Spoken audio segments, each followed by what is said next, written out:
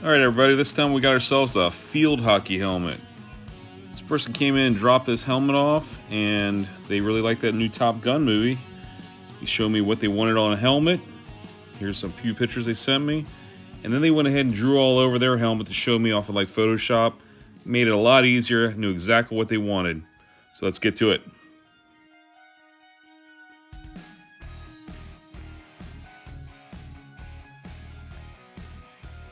I'm sanding it all down with 400 grit to kind of rough it up real quick, and then I hit it with some red scotch. And the problem is this kind of plastic actually gets kind of fuzzy when you sand it down. It doesn't like dust off. And I know I'm going to have issues with it after I put a coat of sealer on. And I'm not going to go ahead and prime it. I'm just going to go ahead and hit it with this glue, hit it with some sealer. Trying to keep the millage down so it's not too thick. You know, I don't want to have a lot of primer on, smooth it out, and then put sealer and then put base on and all that. So it's just sealer, sand it down after it's coated. As you can see right here, it's pretty textured up, but that's okay. I'm going to just let it sit for a day, come back in the next day, hit with some 500 grit, smooth it out, and then do a light dusting of sealer. Then I'm going to hit it with my yellow base and pull it out the next day.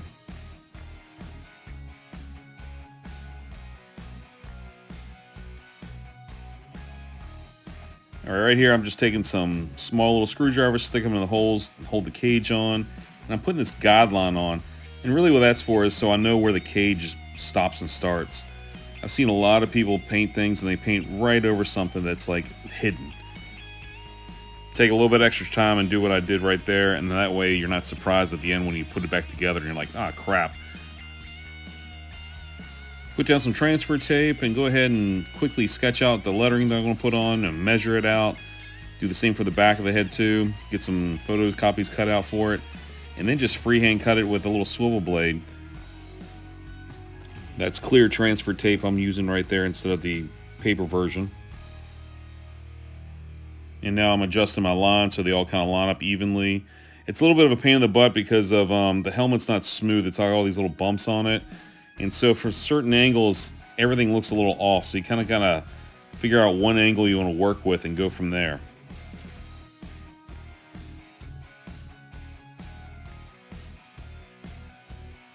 So I start working on one side, get it all lined up good, get everything straight.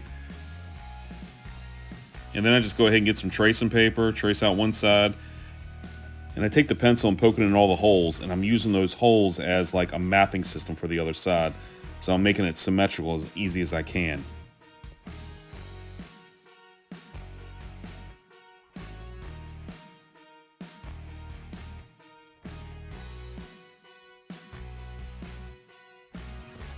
So once I get the other side straight, I'll go ahead and mix up some black, spray it thick enough so it covers up for the next line of tape that I'm laying down. Get it all straight then go ahead and tape it all up again and start the process all over again. So once you butt up those two pieces of tape, I put another one down on top of it just to cover up the butting up part, because you might get a thin line of paint in between them once you spray the next color.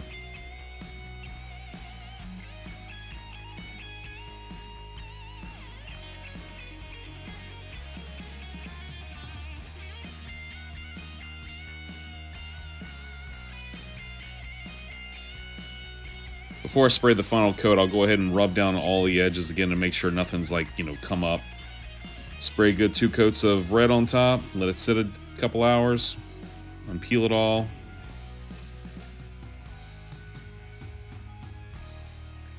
Mix up some clear, put a couple coats of clear on.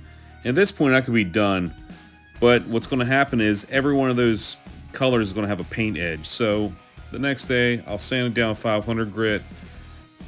Not going too crazy, I don't want to cut through, but just kind of knock off the edge. Then I'll come back in with hand and do it again with 500 grit. Then I'll sand it all down again with gray Scotch Brite and make sure it's all smoothed out. Hit a few little touch-ups that need a little touching up so they're all lined up good. So it's nice and even all the way across, just like you see there. Mix up some clear the next day and put another coat of clear on it. But this time I'll go ahead and add a little bit of this flex paint to the clear so it has a little bit of sponginess to it. You can't feel it, but you know, if a hockey puck hits you in the head, at least it's not going to chip off. It's not going to be super hard clear. It kind of takes a little bit of a beating.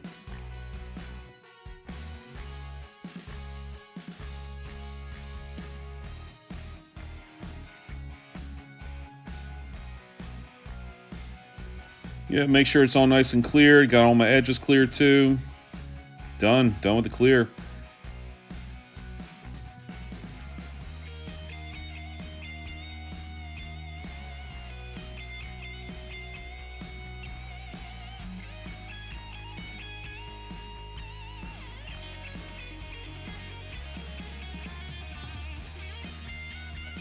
After I let it sit overnight, come in the next day, go over it a little bit, just hit a few little edges with a little bit of wet sanding and buffing.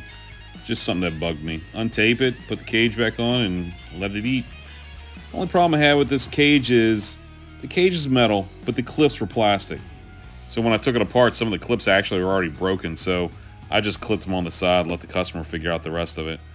Other than that, everything was nice and good. I mean, it turned out great. The letters up above, not in the way of the cage, you can see. Looks just like something out of Top Gun.